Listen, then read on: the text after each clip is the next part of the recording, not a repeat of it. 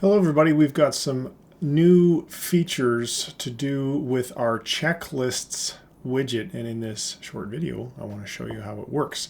So let's dive over and do a little screen share.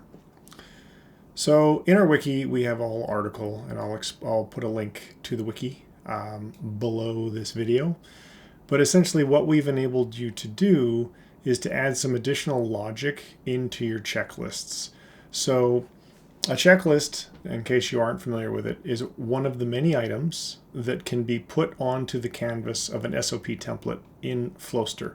So the use case for this would be if you had, say, step 2, and there's 2 things that you want to you're absolutely sure get done in step 2, then you could potentially, that's one particular use case of a checklist widget. And then when you're installing the widget, you can make answering it mandatory or not. And then there's some rules now, this is the new part, that can satisfy the requirements. So one of the rules is all items must be checked. So in other words, if you have 3 items on your checklist, all of them would have to be checked to satisfy this rule being met. Or you could change it to only 1 item or 2 items or any of the items.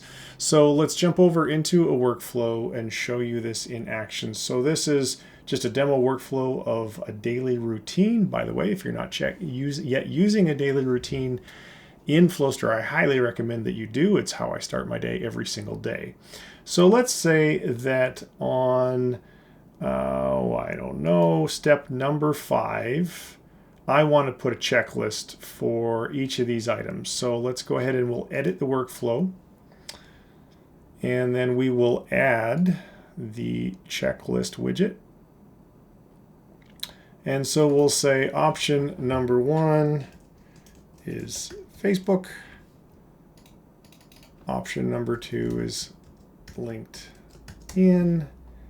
And we'll just limit it to 3 options, even though there's 4 things up there, just so you guys don't have to watch me type very much.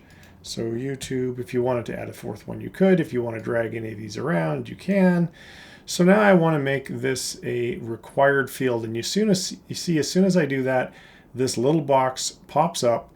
So if we say only 1 item must be checked, and then we go ahead and we update. So we were in template mode right now, and now we're going to update the workflow that is based upon this template. So we'll go back and see what that looks like. So now you can see here, as soon as we tick 1, if we go to complete task, it allows us to complete that task. Now, if that's not what you want, if you say, well, hey, I want all of the checklists to be complete, let's go back to here, and we'll just change this to now all items must be checked. We'll update the workflow again. And now it's going to be complete because we already completed it before we made that rule. But if we were to uncheck this and now try and check it again, it's now saying all items must be checked. So I check all, and I can either click over here to complete task, or you can put the tick in the tick box. Either way is just fine. If you have any questions about this new feature, please feel free to leave them in the comments below. Thanks very much for watching.